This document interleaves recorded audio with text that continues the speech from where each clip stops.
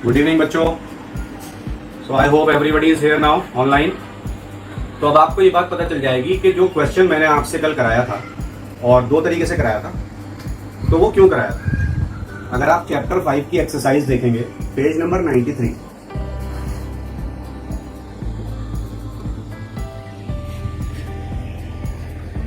Question number 6 आपके लिए कितना आसान है ये देखिए। Using A Punnett square, work out the distribution of phenotypic features in first filial generation after a cross between a homozygous female and a heterozygous male for a single locus. Homozygous male and heterozygous female. Single locus का मतलब होता है, locus कैसे याद रखते हैं? Location of focus. Location of focus of the gene. तो chromosome पर जीन जिस पोजीशन पर है उसको बोलते हैं लोकस। सेल डिवीजन के टाइम पर बाइवेलेंट की फॉर्म में होते हैं क्रोमोसोम। ये है कैपिटल टी, और दूसरे इंडिविजुअल में कैपिटल टी स्मॉल टी। इसको हम कैपिटल टी कर देते हैं, इसे कैपिटल टी स्मॉल टी कर देते हैं। ये एक लोकस हो गई। वन लोकस मतलब one allele in one chromatid, पूरे क्रोमैटिड पर एक। आया समझ में? तो F1 का फिनोटाइप क्या होगा?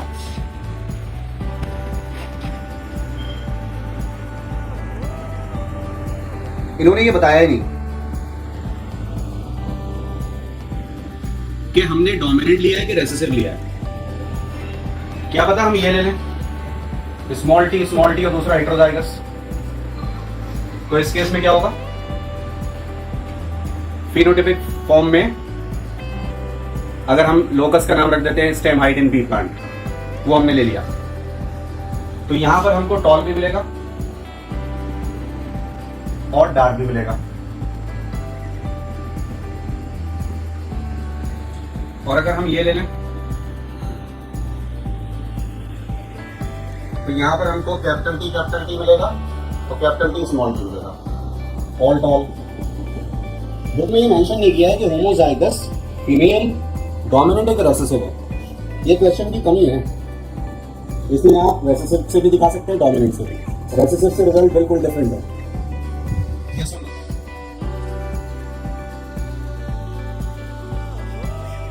और डोमिनेंट से रिजल्ट बिल्कुल डिफरेंट, तो रिजल्ट ही अलग है।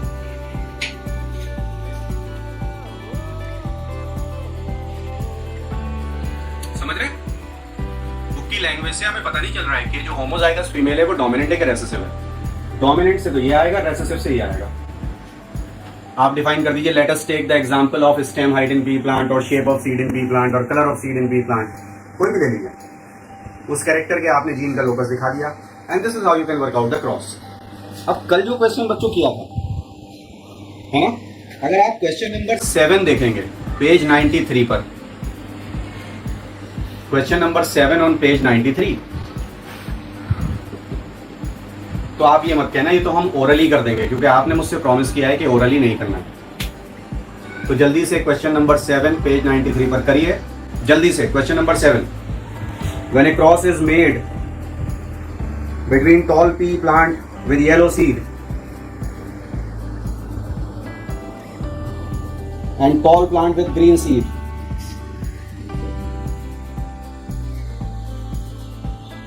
what proportion of the phenotype in the offspring could be expected to be tall and green, dark and green? कितना आसान हो गया ये आपके लिए?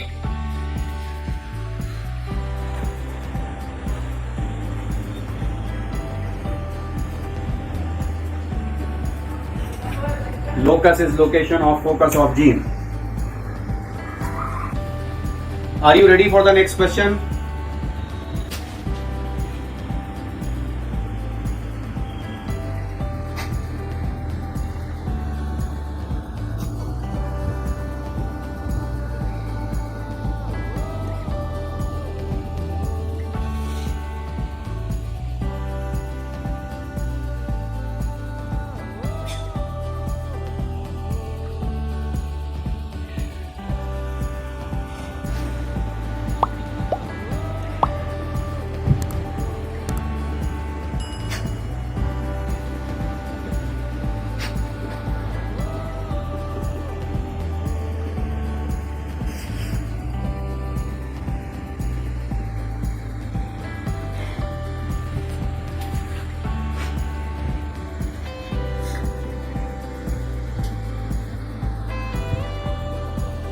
I have given you options also.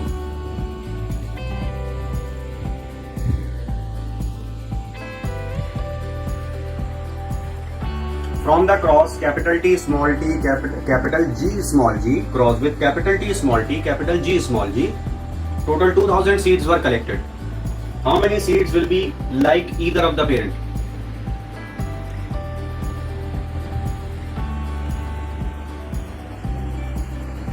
Option A 250, option B 500, option C 750, option D 1000.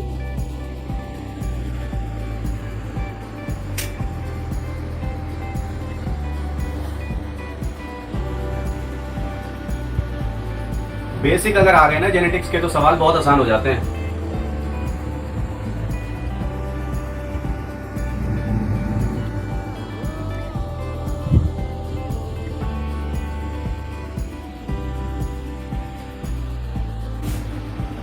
हमने बच्चों dihybrid cross किया कि नहीं किया, है ना? हमने ये किया था।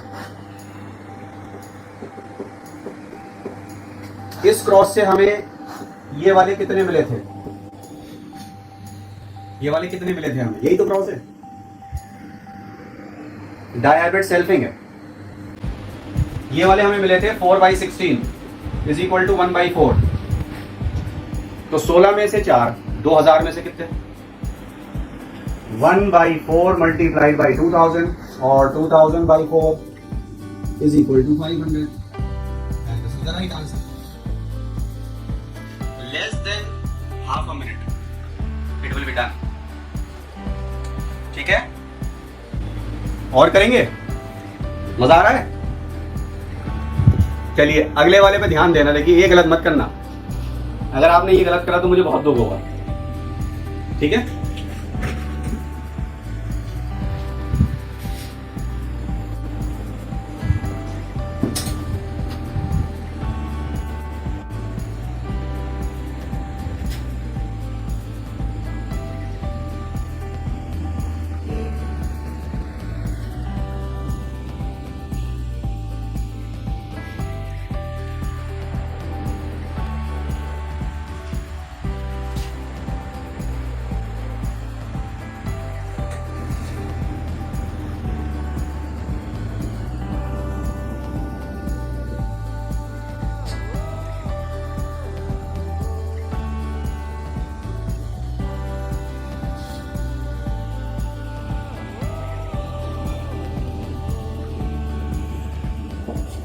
I will not give you any option for this.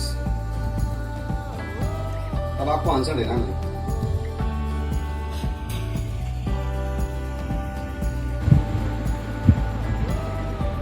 A collection of 512 seeds from the cross capital R small r capital S small s cross with capital R small r capital S small s was analyzed. How many seeds will have the first dominant second recessive trait? देखिए जब हमने ये cross किया dihybrid selfing, तो हमको ये वाले कितने मिले? First dominant second recessive trait. Capital R small Y capital R small Y small Y, ये 1 और ये 2 pure homozygous 1, half hetero half homo 2, total हो गया 3। 3/16 multiplied by 512, the answer will be 96। कितना आसान है, सब वही से हो रहा है, सब बेस से हो रहा है। बेस अगर आती है तो कोई दिक्कत नहीं आएगी। जो बच्चे बाद में क्लास देखें वो आंसर पहले ना देखें, क्लास को पॉज करें, कैलकुलेट करें, फिर अपना आंसर चेक करें, सॉल्यूशन। ठीक है बच्चों, वरना फिर गड़बड़ हो जाएगी, आपको आएगा ही नहीं कभी करना। चलिए तो फिर आगे बढ़े। अब आपने जेनेटिक्स के ऑलमोस्ट सारी वैरायटी के क्वेश्चंस कर लिए हैं। अब आप जब अभी, हालांकि जेनेटिक्स और भी बाकी है, उसमें और भी क्वेश्चंस हैं, वो जब टाइम आएगा तो मैं कराता जाऊंगा। बट यहाँ तक कि अगर आप किसी भी मॉड्यूल से कहीं के भी करेंगे तो आपको दिक्कत आने वाली नहीं है।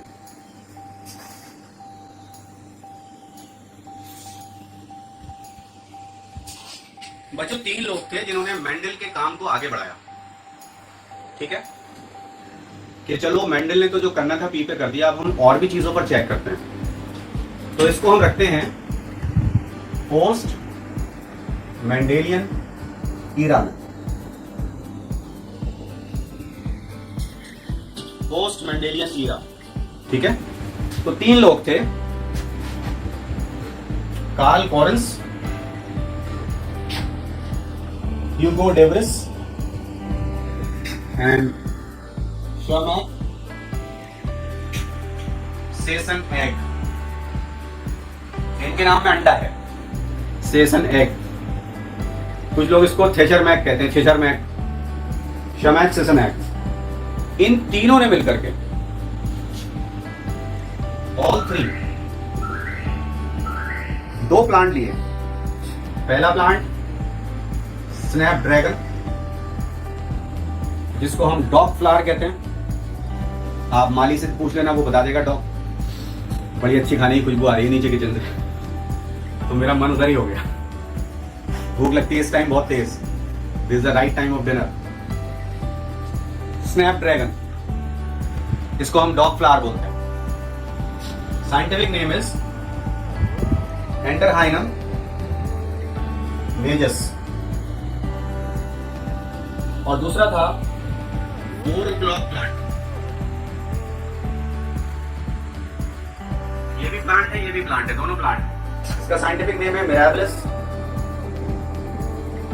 जलापा। इन दोनों प्लांट्स में इन्होंने जो कैरेक्टर लिया, that character was flower colour. बाद में बताऊंगा। इन तीनों में से इनका नाम चैप्टर 7 में फिर से आएगा, ह्यूगो डेवरिस। और ये वही है, आपको याद होगा, अमोर्फोफेलस tallest flower.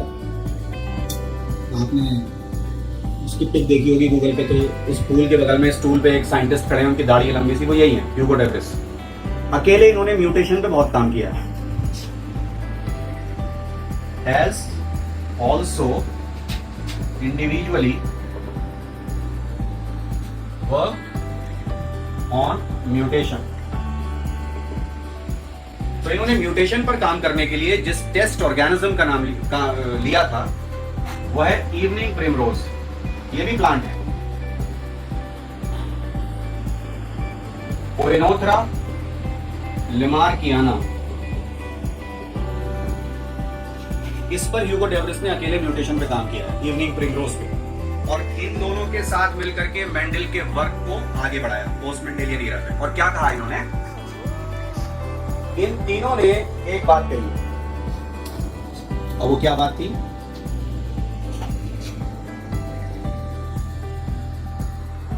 Results of hybridization are not much diverted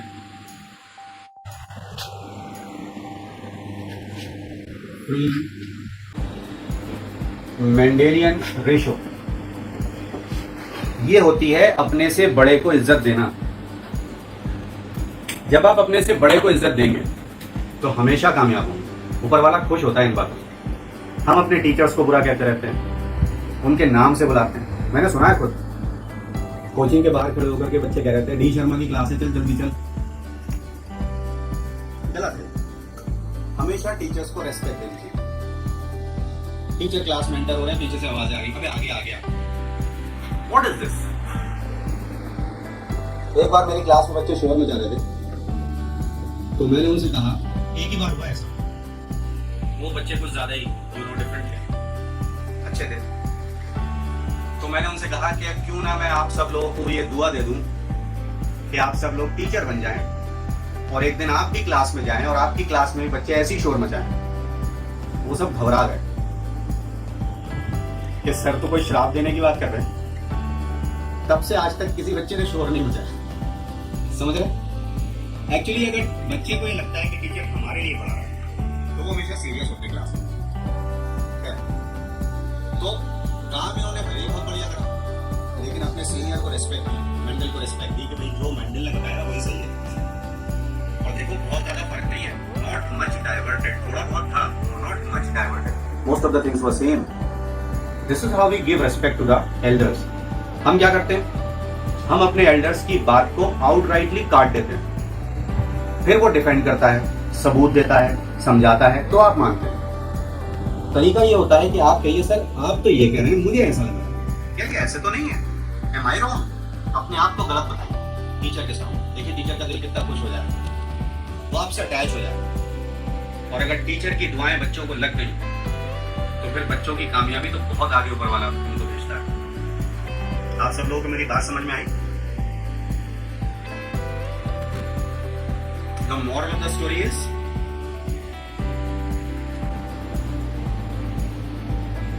Ajay Devgan की एक मूवी आई थी गोलमाल, उसमें एक कैरेक्टर था बसूली, और बसूली की जो फ्रेंड थी वो इंग्लिश बोलती थी, तो वो इंग्लिश में कुछ बोल रही थी, तो उन्होंने बोल करके बसूली से पूछा कुछ समझ में आया? तो बसूली ने कहा लेकिन अच्छा बहुत लगा। मुझे लग रहा है आप लोगों के साथ भी ऐसी हुआ, मॉरल बता ही नहीं पा रहे। आप कहेंगे सर समझ में कुछ नहीं आया पर अच्छा बहुत लगा, समथिंग डिफरेंट हैपनिंग, कुछ ऐसा ही जवाब आपका भी आने वाला है। बस यंगर्स की भी रिस्पेक्ट करनी चाहिए। मैं आप लोगों की बहुत रिस्पेक्ट करता हूँ, आप लोग तो सीरियस हो गए, मैं तो मजाक कितना। चलिए गया तो देखें क्या करा इन्होंने। दो ट्रेड थे यहाँ पर, रेड और वाइट।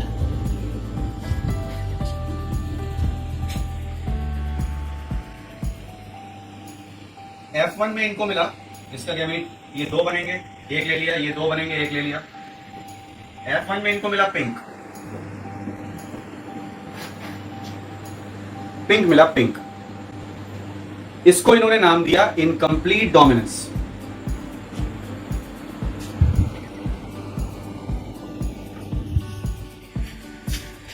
इसलिए आपसे बोला जा रहा था कि डोमिनेंस लॉ नहीं, इनकम्प्लीट डोमिनेंस का मतलब होता है जब दोनों में से कोई भी ट्रेट फुल्ली ना है, एक्चुअली दिखे ही ना, इसमें ना तो रेड दिख रहा है ना व्हाइट दिख रहा है, दोनों के बीच का कुछ दिख रहा है। So neither of the trait is visible in the next generation. इसको बोलते हैं इनकम्प्लीट डोमिनेंस। अगर रेड आता तो डोमिनेंस, अगर व्हाइट आता तो भी डोमिनेंस, दोनों में से एक आता तो डोमिनेंस, दोनों में से कोई भी नहीं आया तो नाम रख दिया इनकम्प्लीट डोमिनेंस। अब F1 की सेल्फिंग करिए। क्वेश्चन में दो चीजों का बहुत ध्यान देना होता है कि फिनोटाइप पूछा जा रहा है कि जीनोटाइप पूछा जा रहा है, F1 पूछा जा रहा है कि F2 पूछा जा रहा है। अभी जैसे बुक का क्वेश्चन हमने करा था F1 पूछा था, उसमें क्वेश्चन नंबर 6 में बच्चे F2 से निकाल के आ जाते जबरदस्ती। अब यहां F1 की सेल्फिंग कर लेते हैं। Pink capital R small R, pink capital R small are.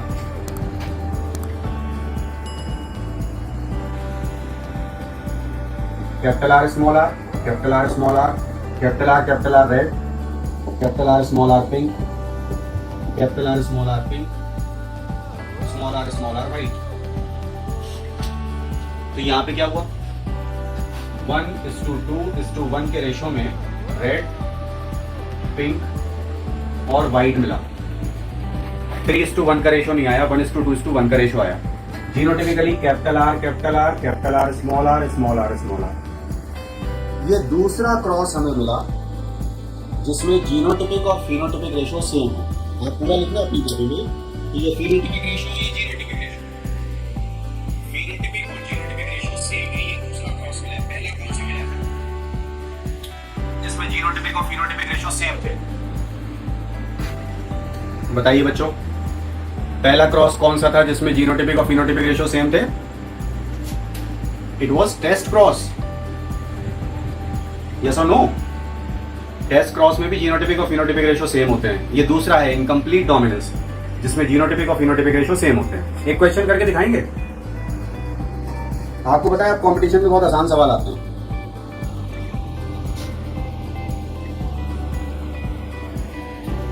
मैंने आपको बताया कि क्वेश्चन में ये देख लेना कि जीनोटाइप पूछा गया है कि फिनोटाइप, F1 पूछा गया है कि F2। ठीक है,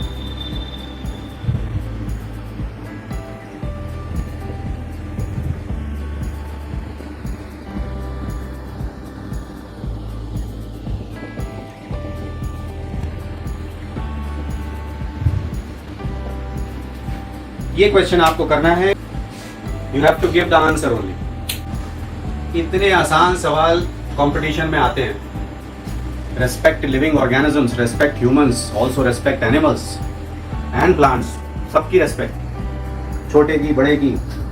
ये आपकी एनसीईआरटी में भी लिखा हुआ है चैप्टर 15 में कि हमें हर एक लिविंग बीइंग को रिस्पेक्ट देनी है जिसके साथ हम ये प्लैनेट शेयर कर रहे हैं। ये question as it is AIIMS में आया था, एज इट इज एम्स में ऐसे ही आसान सवाल आते हैं। अब क्योंकि बच्चे तो ज्यादा पढ़ गए, तो बहुत ज्यादा जिन्होंने पढ़ा उन्होंने ये लगा दिया, जिन्होंने थोड़ा कम पढ़ा उन्होंने ये लगा दिया। यहाँ पे एंटरहाइनम और मिराबिलिस तो मेंशन ही नहीं है, उनमें इनकम्प्लीट डोमिनेंस है। अदरवाइज नेचर में जब भी रेड और व्हाइट का क्रॉस होता है तो रेड आता है। तो this was the right answer. मतलब आपने इनकम्प्लीट डोमिनेंस पढ़ी और आप डोमिनेंस भूल गए। डोमिनेंस तो ज्यादातर होती है, इनकम्प्लीट डोमिनेंस तो सिर्फ 2 जगह देखने को मिली है, शायद एक और मिल जाए, रेयर है। इसीलिए कहा डोमिनेंस यूनिवर्सल नहीं है, पर डोमिनेंस तो डोमिनेंट है। Incomplete dominance incompletely dominant, right? So we'll continue in the next class.